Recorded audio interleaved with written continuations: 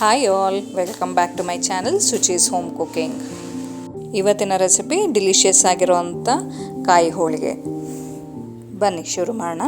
ಈಗ ಮೊದಲಿಗೆ ನಾನಿಲ್ಲಿ 2 ಕಾಯಿನ ತೊಗೊಂಡಿದ್ದೀನಿ. ಮೀಡಿಯಮ್ ಸೈಜ್ ತೆಂಗಿನಕಾಯಿನ ತುರಿದಿಟ್ಕೊಂಡಿದ್ದೀನಿ. ಅದಕ್ಕೆ ಒಂದು 2 ಟೇಬಲ್ ಸ್ಪೂನ್ ಆಗುವಷ್ಟು ಅಕ್ಕಿನ ನೆನೆಸಿಟ್ಟಿದ್ದನ್ನು ಹಾಕಿದ್ದೀನಿ. ಹಾಗೆ 3ರಿಂದ 4 ಏಲಕ್ಕಿ ಹಾಕಿದ್ದೀನಿ. ಮತ್ತು ಗಸಗಸೆ 1 ಸ್ಪೂನ್ ಅಷ್ಟು ಹಾಕಿದರೆ ಸಾಕು. ಏಲಕ್ಕಿ ಏನಕ್ಕೆ ಹಾಕಿದ್ದೀನಿ ಅಂತಂದರೆ ಫ್ಲೇವರಿಗೆ, ಗಸಗಸೆ ಬಂದು ಟೇಸ್ಟಿಗೆ, ಹಾಗೆ ಅಕ್ಕಿ ಬಂದು ಮಂದವಾಗಿ ಹೋಳಿಗೆ ಚೆನ್ನಾಗಿ ಬರೋದಕ್ಕೆ ಈ ಅಕ್ಕಿನ ನೆನೆಸಿ ಹಾಕಿರೋದು. ಈಗ ನೋಡಿ ಎಲ್ಲದನ್ನು ಮಿಕ್ಸಿ ಜಾರಿಗೆ ಟ್ರಾನ್ಸ್ಫರ್ ಮಾಡ್ಕೊಂಡಿದ್ದೀನಿ.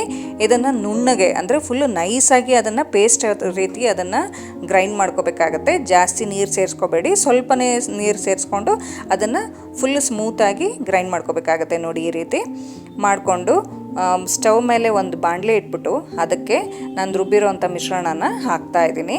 ಹಾಕ್ಬಿಟ್ಟು ಈಗ ಅದಕ್ಕೆ 1 ಕಪ್ನಾಗುವಷ್ಟು ಬೆಲ್ಲನ ಇಲ್ಲಿ ಸೇರಿಸ್ಕೊತಾ ಇದ್ದೀನಿ. ಅದನ್ನು ಕ್ರಷ್ ಮಾಡಿಟ್ಕೊಂಡು ಅದನ್ನು ಅದರ ಜೊತೆಗೆ ಸೇರಿಸ್ತಾ ಇದ್ದೀನಿ. ಈಗ ಸ್ಟವ್ ಆನ್ ಮಾಡಿಬಿಟ್ಟು ಅದೆರಡೂ ಮಿಕ್ಸ್ ಮಾಡ್ಕೋಬೇಕಾಗತ್ತೆ. ಕಾಯಿ ಮತ್ತು ಬೆಲ್ಲನ ಅದೆರಡು ಮಿಕ್ಸ್ ಮಾಡಿಕೊಂಡು ಬೆಲ್ಲ ಕರಗೋವರೆಗೆ ಅದನ್ನು ತಿರುಗಿಸ್ತಾ ಇರಬೇಕಾಗತ್ತೆ. ತಿರುಗಿಸ್ಬಿಟ್ಟು ಹೂರ್ಣದ ರೀತಿ ಬರೋವರೆಗೆ ಅದನ್ನು ನಾವು ಬೇಯಿಸಬೇಕಾಗತ್ತೆ. ಇದಕ್ಕೆ ಸ್ವಲ್ಪ ಟೈಮ್ ಹಿಡಿಯುತ್ತೆ, ಒಂದು ಅರ್ಧ ಗಂಟೆ ಅಂತೂ ಬೇಕು. ಈಗ ನೋಡಿ ಬೆಲ್ಲ ಕರಗಿದೆ. ಇದೇ ರೀತಿ ನಾವು ಸ್ಟಿರ್ ಮಾಡ್ತಾ ಬರಬೇಕಾಗತ್ತೆ. ಅದು ಹದವಾಗಿ ಬೇಯೋವರೆಗೆ ನಾವು ಇದನ್ನು ಇದೇ ರೀತಿ ಸ್ಟಿರ್ ಮಾಡ್ತಾ ಬೇಯಿಸಬೇಕಾಗತ್ತೆ.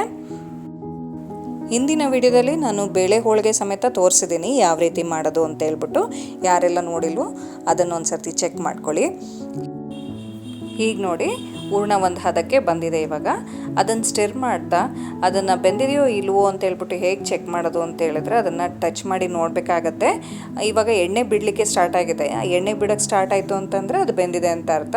ಹಾಗೆ ಟಚ್ ಮಾಡಿ ನೋಡಿದ್ರೆ ಅದು ಕೈಗೆ ಅಂಟಬಾರ್ದು. ಆ ರೀತಿ ಆಯಿತು ಅಂತ ಹೇಳಿದರೆ ಈಗ ಹೂರ್ಣ ರೆಡಿ ಇದೆ ಅಂತೇಳಿ ಅರ್ಥ. ಸೊ ಅದನ್ನು ಆಫ್ ಮಾಡಿಬಿಟ್ಟು ಸೈಡಲ್ಲಿ ಇಟ್ಕೊಳ್ಳಿ, ತಣ್ಣಗಾಗಲಿಕ್ಕೆ ಬಿಡಿ. ನೋಡಿ ಈ ರೀತಿ ಎಣ್ಣೆ ಕಾಣಿಸ್ತಾ ಇದೆ ಕೈಯಲ್ಲಿ. ಹಾಗೆ 1 ಸ್ಪೂನಲ್ಲಿ ತೆಗೆದು ನೋಡ್ತಾ ಇದ್ದೀನಿ ನಾನು, ಬೆಂದಿದೆಯಾ ಇಲ್ಲ ಅಂತೇಳಿ ಚೆಕ್ ಮಾಡ್ತಾ ಇದ್ದೀನಿ. ಈಗ ತೊಗೊಂಡು ಉಂಡೆ ರೀತಿ ಅದನ್ನು ಮಾಡಬೇಕಾಗತ್ತೆ. ಈಗ ನೋಡಿ ಅದು ಕೈಗೆ ಅಂಟ್ತಾ ಇಲ್ಲ, ನೀಟಾಗಿ ಉಂಡೆ ಬರ್ತಾ ಇದೆ. ಈಗ ಈ ಸ್ಟೇಜಲ್ಲಿ ಅದು ನಮಗೆ ಗೊತ್ತಾಗುತ್ತೆ ಬೆಂದಿದೆ ಅಂತ ಹೇಳ್ಬಿಟ್ಟು. ಈಗ ಮೈದಾ ಹಿಟ್ಟನ್ನು ಕಲಸಿಟ್ಕೊತಾ ಇದ್ದೀನಿ. ಈಗ ಕಣಕ ರೆಡಿ ಮಾಡಲಿಕ್ಕೆ 1 ಕಪ್ ಆಗೋಷ್ಟು ಮೈದಾ ಹಿಟ್ಟು ತೊಗೊಂಡಿದ್ದೀನಿ. ಹಾಗೆ 1/4 ಕಪ್ ಆಗೋಷ್ಟು ಚಿರೋಟಿ ರವೆ ತೊಗೊಂಡಿದ್ದೀನಿ. ಅದಕ್ಕೆ ಸ್ವಲ್ಪ ಅರಿಶಿನ, ಉಪ್ಪು ಹಾಗೆ ಸಕ್ಕರೆನೂ ಸೇರಿಸ್ಬೇಕಾಗತ್ತೆ. ಅದಕ್ಕೆ ನೀರು ಮಿಕ್ಸ್ ಮಾಡ್ತಾ ನೀಟಾಗಿ ಹದವಾಗಿ ಅದನ್ನು ಕಲಿಸ್ಬೇಕಾಗತ್ತೆ. ಚಪಾತಿ ಹಿಟ್ಟಷ್ಟು ಗಟ್ಟಿನೂ ಬೇಡ, ತೀರಾ ತೆಳುವೂ ಅಲ್ಲ, ಆ ರೀತಿ ಅದನ್ನು ಕಲಿಸ್ಬೇಕಾಗತ್ತೆ. ಅದ್ರ ಮೇಲೆ 1-2 ಸ್ಪೂನ್ ಆಗೋಷ್ಟು ಎಣ್ಣೆನೂ ಸಮೇತ ಹಾಕ್ಕೊಂಡು ನೀಟಾಗಿ ಹದವಾಗಿ ಅದನ್ನು ಮಿದಿತಾ ಕಲಿಸ್ಬೇಕಾಗತ್ತೆ. ನಾವು ಎಷ್ಟು ಮಿದಿತೀವೋ ಅಷ್ಟು ಅದು ಸ್ಮೂತಾಗಿ ಬರಲಿಕ್ಕೆ ಹೆಲ್ಪ್ ಆಗುತ್ತೆ. ಈಗ ನೋಡಿ ಕಲಸಿದ ಮೇಲೆ ಮತ್ತೆ ಅದ್ರ ಮೇಲೆ 1 ಸ್ಪೂನ್ ಎಣ್ಣೆ ಹಾಕ್ಬಿಟ್ಟು ನೀಟಾಗಿ ಅದನ್ನು ಕೋಟಿಂಗ್ ಮಾಡಿ ರೆಸ್ಟಿಗೆ ಬಿಡ್ತಾ ಇದ್ದೀನಿ. ಇಲ್ಲಿ ಹೂರ್ಣ ಮತ್ತು ಕಣಕ ಎರಡನ್ನೂ ಒಂದು 4 to 5 ಅವರ್ಸು ರೆಸ್ಟಿಗೆ ಬಿಟ್ಟಿದ್ದೆ. ಅದಾದ ಮೇಲೆ ಇವಾಗ ತೊಟ್ಟಲಿಕ್ಕೆ ಸ್ಟಾರ್ಟ್ ಮಾಡಿದ್ದೀನಿ. ಈಗ ಹೂರ್ಣನ ಕಣಕದ ಮೇಲೆ ಇಟ್ಬಿಟ್ಟು ನೀಟಾಗಿ ಕವರ್ ಮಾಡಿ ತೊಟ್ಟಬೇಕಾಗತ್ತೆ.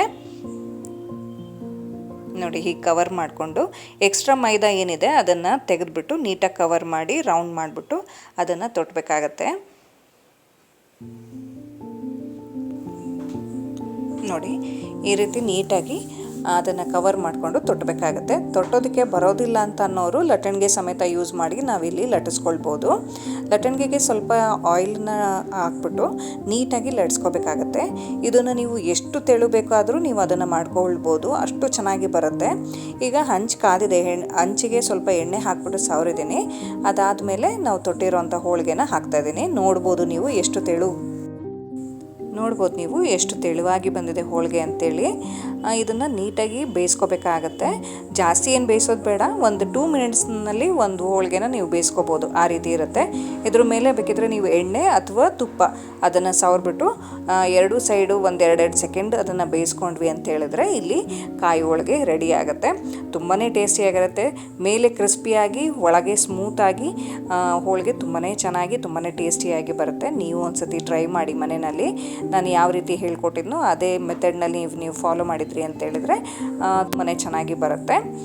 ಕಮೆಂಟ್ ಮಾಡೋದು ಮರಿಬೇಡಿ ಯಾವ ರೀತಿ ಬಂತು ಅಂತ ಹೇಳಿಬಿಟ್ಟು. ಮತ್ತೆ ನಿಮ್ಮನ್ನು ಭೇಟಿ ಆಗ್ತೀನಿ ಒಂದು ಹೊಸ ರೆಸಿಪಿ ಜೊತೆಗೆ. Until then happy cooking.